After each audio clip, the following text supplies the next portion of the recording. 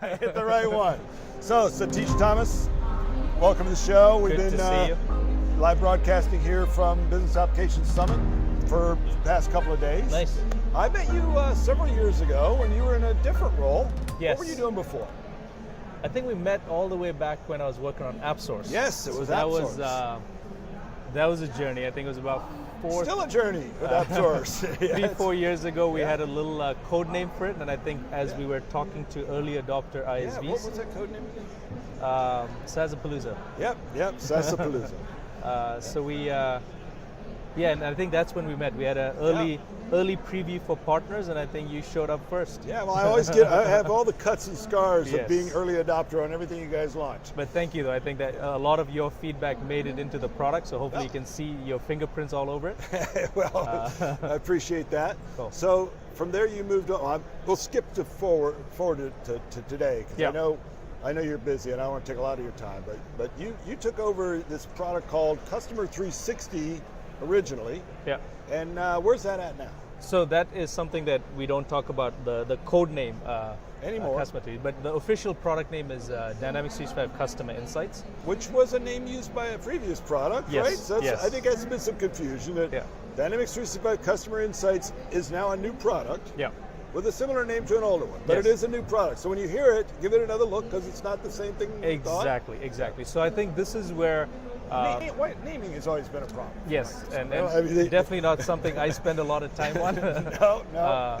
So we need to find the naming person at Microsoft. And Yes. just, give them a little shake. and if you find them, let me know. Well, No, but it's a tough problem. Somebody in the listeners department, I'm sure. It's a tough problem to get right. So obviously, but I like Dynamics 365 Custom Insights. It's exactly what it does. Yep. So to your question about the previous iteration. So one of the things is when I joined the team, there was already a product. We had gotten a lot of feedback from the private preview, public preview. Yep. And we did a mini reboot on that, based on that feedback, Yep, right? yep. So the worst thing you can do is kind of get all that feedback and kind of continue to. So it was a lot of good feedback. Some of the stuff that, for example, being, the ability to bring in data from everywhere, not just from Dynamics, right? Yeah. That was a key thing. Seems like but I mean, a lot of customer data sits in a lot of places. It could be Dynamics, it could be competing systems, it could be structured, it could be unstructured, it could be transactional, observational, behavioral. So we spent a lot of time, and I think that we really attached it into the broader Dynamics and the Power Platform story. Yep. And I think that has become... Connector story as well? Is it have Yes. a link into So the way story? you ingest data into Customer Insights is using our Power Platform connectors. So it's like 250 of them already. Exactly. Plus custom ones you can make on your own. Or with a Custom ones, partner? and every month they keep adding more, right? That was a big deal. So the previous product had custom connectors, so we used to chug along, but not as fast as. So if I had that many accounts, I could potentially take Customer Insights and connect it to 250 sources of data, ingest them all at once. Correct. That would be a mess to try and manage and do, but I could. But possible. Some And customers, any one of those. exactly. And then even if we don't have a connector, so I've never seen a scenario in all of the customers we talked to where lack of a out-of-the-box connector was a blocker. Yeah, And you here's build why. it. Yeah. Because you can either build one, or you can bring it in through like a CSV, interim stage through a CSV. So if you're not looking for real-time scenarios, it works. It works perfectly. Maybe a good way to start. And then if it's doing what you want, then build a connector. For a POC. And connectors, frankly, aren't that hard to build. They're not very expensive or difficult to build. We've done a few. It's easier than it sounds. Great. It's not a humongous development project like it was at one time. Yep. So for Hey, Mark, welcome back. So for the connectors, especially in a POC phase, that has never been a blocker. And then all the way from the unification logic, so that's a lot of secret sauce. And as much as me and the team would like to get credit for it, we have productized a lot of learnings from Microsoft Research. Yeah. So we spent a lot of time kind of the mapping, matching, and merging. The way we detect names, last names, addresses. That's a lot of MSR, Microsoft Research work that we've productized. So it definitely is critical to get that part right. Correct. And that is a little upfront energy someone's going to need to put in to make sure that's right. Yeah. But then once that's right, it pretty much just runs, right? Exactly. So then, every time your data, you can set up a cadence to refresh the data. Yeah. And guess what? Maybe you have a new source. Go wire that in. Exactly. Yep. So the fact that we've made this problem a lot more configuration-like versus, hey, here's, you need to bring in consultants to do this over multiple years, that problem is a big part of the way we're approaching this, right? Yeah. How can you have a 5x5 SaaS experience? So I like to say that in the category of customer data platform or CDP, I would say we're the first one where you can actually go try, get your hands on a trial through our website. And what would the other insights owners say about that claim? They would say nothing. Actually, right? we all do. Outside of Dynamics. So in talking to Googs a while back on one of the podcasts, he's a big AI guy, as you know, right? And he was saying that one of the opportunities for partners and a challenge for customers for AI is their current data estate is not necessarily where it needs to be to produce the kind of results.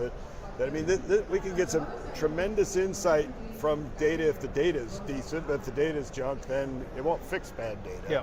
So what do you recommend to people, or how do you help people with this idea of your data is junk?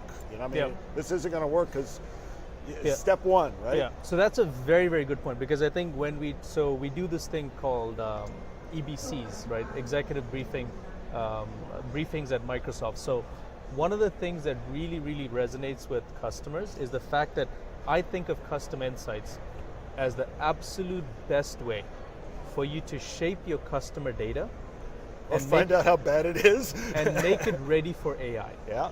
Right? So if you look at the some of the custom examples, when you do churn analysis, the fact that you have the shaped data, all your unique customers in the customer entity, all of your activities are in the activities entity, the fact that you're able to take all this disparate customer data, shape it in a way that you can easily do AI is probably the most important thing CI does. And then everything else is just, like the integrations make it useful, right? You can act on it, but that is the way I explain it. You have starts there. Every organization has a ton of customer data, some of them in their system, some of them not.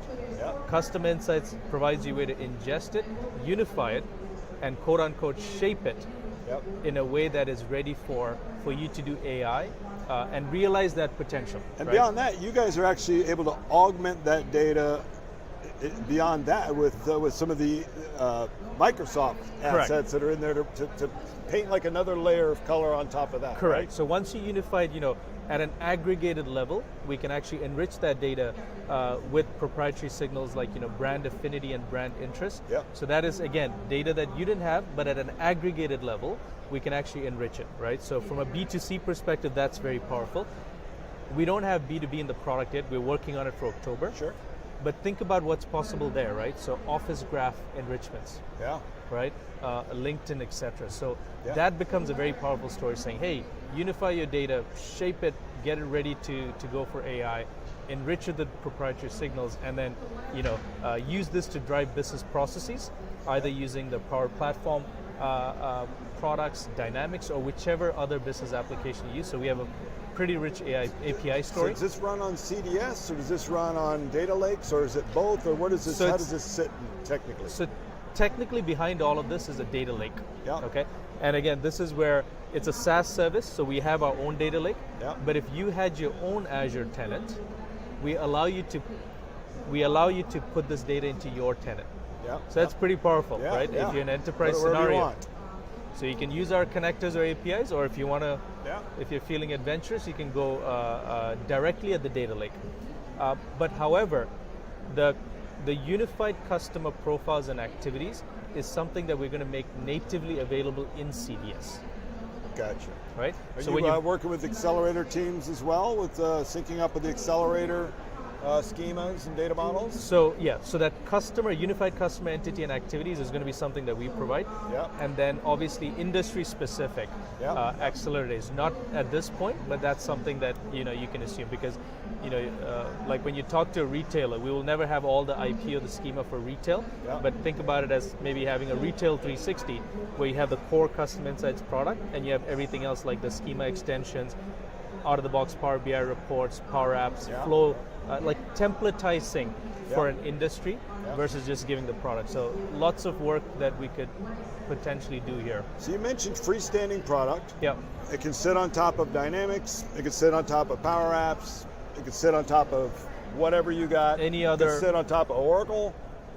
So it's not a requirement that you have any other Dynamics product. You can buy, it's called Dynamics 365 Customer Insights. Yes. But it's its own product that can be used with whatever data source you can get into it. Doesn't have to be one of these. So Exactly. It's not an add-on. It's its own thing. It can be bought independent of everything else. Yeah. If somebody's got all their stuff clicking, it's Yep. fine where they are, but they want Yep. they want to be able to do some more with their data. Correct. This can be stood up all by Correct. itself. And I think that's also something, because we spend a lot of time talking about this. Yeah. I think this is probably just the starting problem. We're Yeah. relatively new product, but Well, you've got obviously Dynamics as a place to test, to bench test all this. Exactly. Yeah. Then you lift it off of there and say, okay, now we bench tested it. This can be used on anything. exactly. And Yeah. a lot of our preview customers, Yeah. this is their first experience with the Dynamics product. Oh, really? So it came in through the AI door. Exactly. Yeah. So that is something that we're learning as well. Yeah. Competing, they're today using competing vendors, but they have a need to build this unified view of the customer, to derive insights and drive actions. And then they're like, oh, this looks interesting. What is, so that in a lot of cases, at least based on the customers that we work with today, it becomes a discovery point for the rest of the story. Yeah, right. Right? And that is what we love seeing, because there's always a better together story. But this is a very real problem, and after this, I'm actually flying to Europe. Tons of customer demand. Yeah. But it's a tough problem. I think we'll figure How it are out. you finding there's a lot of customers that, AI, yeah, I like it. I want me some AI. That sounds great. I want some AI. Get me some AI. I can imagine not my whole world. But then sometimes when they get into it and they, it's keeping the momentum going, having them it's like they get very excited about the idea. So it's like the same thing with mixed reality. You get customers, wow, that's so cool, but then they can't really figure out what to do. What kind of data and what insights do I need for my business? I got tons of data. How do you guys help them pass that? Yeah. And I know some of them just won't get past. But So this is where there's a wall there to break through. Yeah. With. So this is where I think I wish I knew this 9 months ago, but but we learned this out as we went through a lot of POCs, right? I've never seen a customer that says, be successful at, I want some AI, now let me figure out what to do. Yeah. So where I've seen this work very well is this is our biggest problem. And I'll tell you an example where, let's say I'm a customer churn. I'm losing a lot of customers and I want to basically understand what are the key attributes. Sure. Right? And then it starts from there, because if I can detect who's about to churn, I can give them some discounts. Gave you a target to shoot at. Yeah. And that has to be like a business problem that hurts, right? Yes. Or could hurt if you don't solve it. And at that point, you basically say, great, what are my signals? That would give me that would give me the richest set of churn information. Yeah, right. What does that give you? These are the data sources. Yeah. Right? Yeah. And then the second thing is... Should be able to figure that out from these three things. Exactly. Yeah. So then you could say, forget about where it is, but I think I need data from this system, this system, this system. Yeah. You've already ticked off what data that you need to ingest. Yeah. The second thing is, hey, what type of segments do I want to build here? Right? And in that case, it's kind of obvious. And then the third thing is, once I've unified the data, how do I do this churn model? Yeah. So when your AI problem or what you're trying to solve with AI is very connected with a burning or top priority business problem, magic happens. Yeah. And the other best practice is the first POC, pick a very important problem, but that can be implemented simply. Yes. Right? Yeah. And guess what? Once you've done it for churn, adding another 5 sources is much easier. Exactly. Right? Hard to justify the effort on a small, insignificant problem as a test. Yeah. Test for the big problem. Exactly. Because the big problem's there either way. See if you can fix it with this. And this is where we're almost making it a best practice now. Yeah. Saying if you want to use customer insights, You better have a big problem.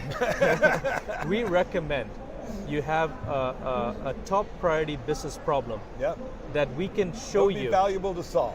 and we would like to solve it for you in about 3 months. Yep. Right? So it's not a long-running project, it's not a short-running project, but doesn't matter. So we want to make it a POC that matters, and this best practice seems to be resonating. So we already have a few customers that went live, and this is the playbook.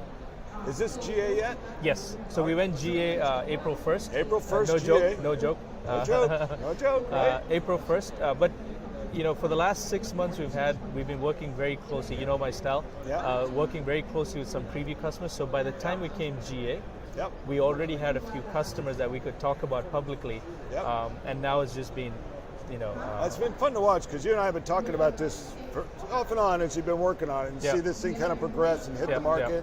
What do you see as the potential, because I know we got a lot of partners watch too, what's the potential partner opportunity around something like this? Are they, right now they're probably ignoring it because that's how partners are, they're kind of bullheaded, but what should they be looking at here is a reason why they should be looking at this product also for a partner? Yeah, the reason why I was a little bit late coming here is I was meeting with 3 partners, right?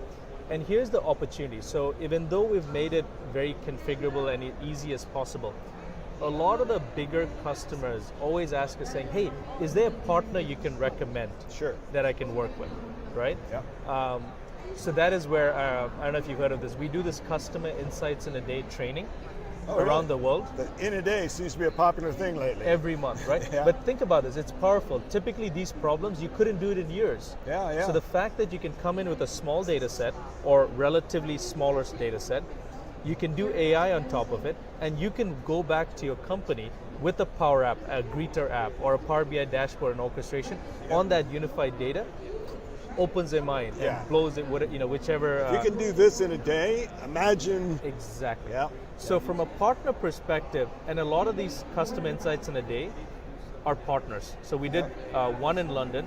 We wanted to do one in London. It ended up being 2 because it got oversold. One in Germany, one in the US. So that services piece is a big part. On top of that, I think there's also, ISVs always have a soft corner for me, is the IP opportunity. Going back to the retail 360. Yeah. Unification is a tough problem, and let us help you solve that part. But once you've done it, customers are not doing it for the unification only. Right, now that you got the result, and you have to do something. So there's a lot of opportunity for IP around Power Platform. So here's a Retail 360 dashboard, here's a startup Power App, and here's some flow templates. And on top of that, AI models. Well, as you said, so I've got a churn model that says I got a churn problem. Thank you, customer insights. But now what am I going to do about that churn problem? Where do we trigger? What does that cause to start happening to fix the churn problem? Bingo. And I might be biased, but I think this is probably one of the biggest opportunities for partners because there's just so much demand. Yeah. You're the only PM that ever tells me that. There is so much. I think you're right, though. There is so much and the fact that you can have this conversation with any customer who has customers. The type of customers that I talk to are not typical, are not using Dynamics, so that the addressable market just blows up. And I think that's a huge opportunity for partners, and that's exactly why I think a lot of the conversations are leading to that. So the recommendation I would have is first attend one of the Customer Insights in a Day workshops. It's free. The only thing is space. I send engineers and PMs, so it's not like a full training thing. You get your hands dirty. It's a fairly small group too, right? Small group, This is like hundreds of people trying to do it. And then what we want to do is, you attend a CIAD, and maybe you have 1 or 2 live customers. And then we're going to make you a recommended SI on AppSource. There you go. Right? Recommended. I always have to do something with AppSource. Yeah, right. So then, if somebody It is your baby after all, right? So if somebody from Microsoft Germany comes and says, hey, I have this customer that wants to use CI, we can say, and yes, here are some SIs that have done this, they know it well, work together. So for people that want to learn more about Dynamics 365 Customer Insights, that is the name, where would they go? So just, it's on our Dynamics, our website, Dynamics 365 Custom Insights. I don't know the full URL. Search for it. Yeah, search for it on Bing. And then if you have any questions, happy to engage. Steve knows my style. S.Thomas at Microsoft. I'll put his cell number in the show notes. Not cell number, email. S.Thomas at Microsoft.com, but happy to help with this. Satish, thank you very much for stopping by and talking to us about this stuff. Thank you.